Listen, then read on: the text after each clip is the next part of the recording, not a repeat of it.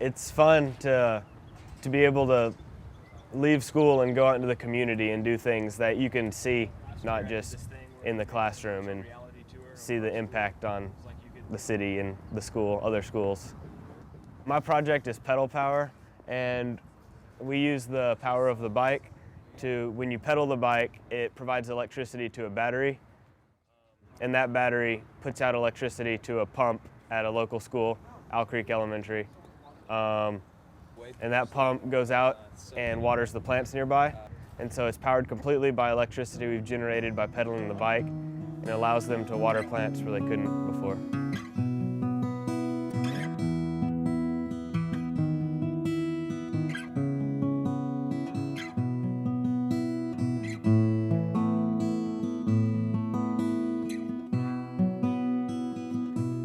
I think it's the board's charge to provide for students, teachers, and the community an environment where students learn best. And we know that they learn best when there's plenty of fresh air. We know that they learn best when there's plenty of sunlight in the buildings. We know that also one of the things we talk about in curriculum is how relevant what we're teaching in the classes are to these particular kids. And all of them now know about raising their own garden, and they all know about turning down thermostats, and they all know about all of the things that we are trying to build an awareness on how to make a more sustainable community, starting with our school. So these are our main ones that are good to know, renewable and non-renewable. And remember I said most of our energy in Northwest Arkansas comes from where? Coal. Coal, exactly. So it's from coal, but you guys are really lucky here at Root because you are getting energy from another source too. Solar, yes. You here at Root are the only school in Fayetteville School District that has solar power happening at your school. I am the Sustainability Coordinator for Fayetteville School District, and through this position I really try to connect different sustainability efforts that are happening throughout the district and get as much collaboration happening as possible. One of the things that I learned quickly when I started with the district about 18 months ago was that a lot was already happening, and I was so excited because there was already all of this great sustainability work being done. But I also realized it was happening in a disjointed way. So my role really is to look at this project that's happening in facilities management and this project that's happening in the classroom and see, is there a way to bring those together? Well, what were some of the things in there? So some of the really exciting sustainability projects that we have going on in the district right now include gardening, habitat certification, energy efficiency, and LEED certification of our buildings. Butterfield Trail was a remodeled school, and there were some additions added to it, and that building became LEED certified.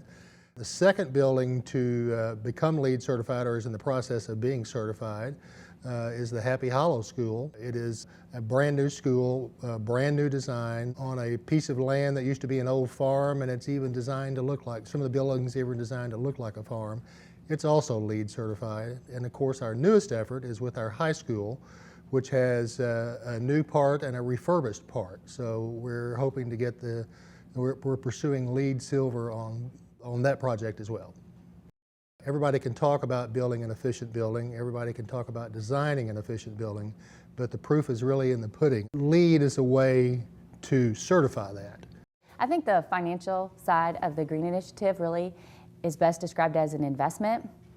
And really there's two parts to it. The first part has to do with the actual facilities themselves and the investment that we make in improving those facilities in LEED standards and in following those green initiatives. Sometimes there's a higher cost at the initial start of the project, but it always pays for itself and pays for that cost very quickly and then provides long-term savings for the facilities. The second part really has to do with the education of our students and our staff. Teaching students and staff about sustainability has a long-term impact in that they make all of their future decisions through that sustainability lens. So really, the investment that we're making is going to pay dividends for the community for a long time. Within our school district, we have 6 schoolyard gardens, and they are at elementary and middle schools.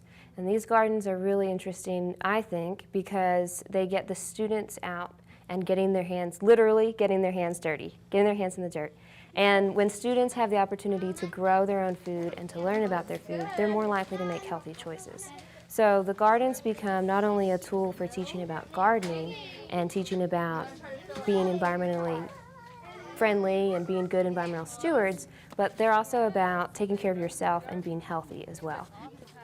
I think gardening crosses all subject matter, whether it's writing, creative writing, research, to science, which specifically I love. And there are so many ways to take what we have to teach and apply it to being in the garden. So many of our kids don't have the opportunity at home to have a garden, to dig in the dirt and play and experience something growing from a seed to something you put in your mouth. And so it's an amazing, very easy opportunity here. Our school is beautiful. We have the land to do it, and I feel like we need to take advantage of that. We really started seeing an influx of school gardens all across our campus.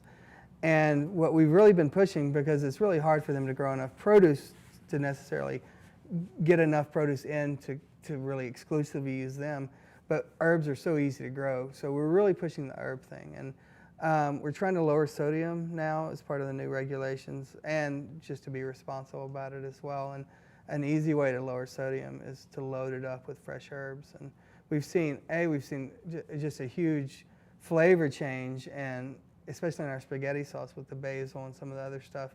The kids are eating it more, and then the kids that are growing it get real psyched when they know they have something that they did from seed in the food. We were very lucky this year to, in addition to having Dana as a sustainability coordinator, we received another Energy Corps worker to focus primarily on whole foods, good foods, gardens, and those kinds of things for the district.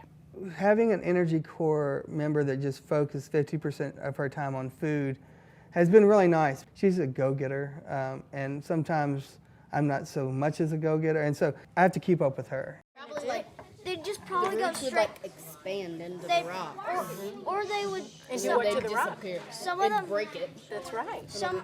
We all learn in different ways, but I think we all benefit by being outside, by doing hands-on activities, by experiencing things firsthand.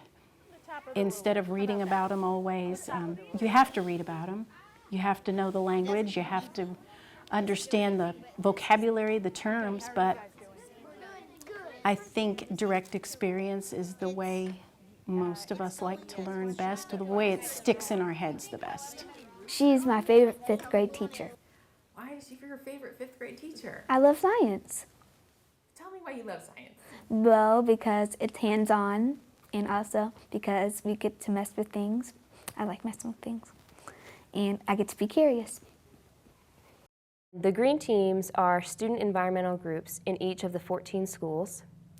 We also meet collectively as one large district green team periodically throughout the year, so leaders from each school get together to share ideas, to share resources, and really discuss an overall vision and mission for the green teams within the district.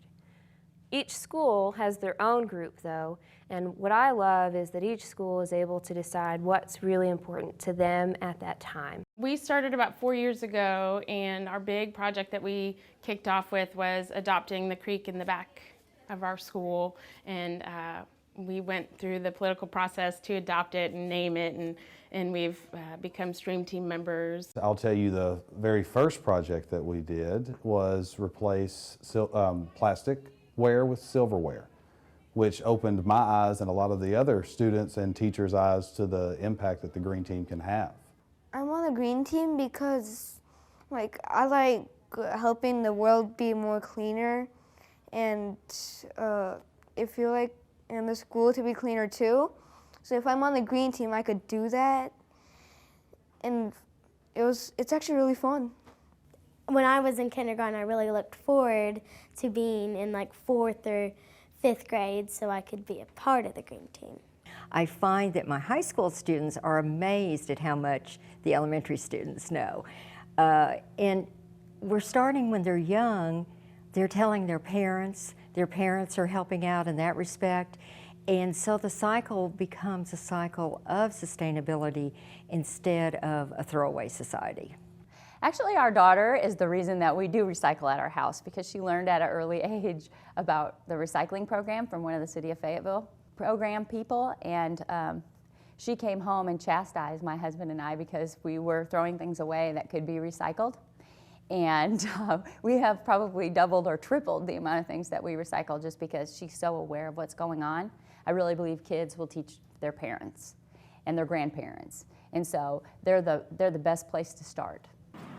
If you have a hose or sprinkler and you want to use it to cool off in the summertime, Do it on the grass where it needs it, not on the concrete where it's wasted. we use millions of feet of paper towels every year. That's a lot of trees. Keep a cloth by the sink instead, and you can use it to wipe up spills. Plastic bags. Somewhere between 500 billion and 1 trillion plastic bags are used every year. What's wrong with them? Lots. They often end up as litter. They end up in oceans and rivers, killing fish and other animals. If they do go to a landfill, they take about 1,000 years to decompose and go away. Most families would save 6 bags a week if they used something like this instead. One of the surprising things to find out is that if everyone living on the planet consumed at the rate that the average family in America consumes, we'd need 3 planets. We don't have 3 planets.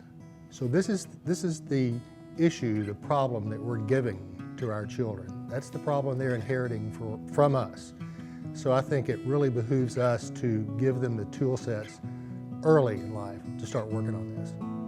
That's why sustainability is so important, because we're not just doing it for ourselves, we're doing it for our children and the next generation that comes on. So we're very involved in that in the city of Fayetteville, and I hope every city in the region, in the state, in the nation, in the world gets involved in sustainability. Styrofoam cups. Americans throw away 25 billion of them every year. They are permanent garbage. 500 years from now, this cup will still be in the landfill. And if it ends up in the water, it can break into smaller pieces and be eaten by sea animals. Please tell your family to use refillable cups instead.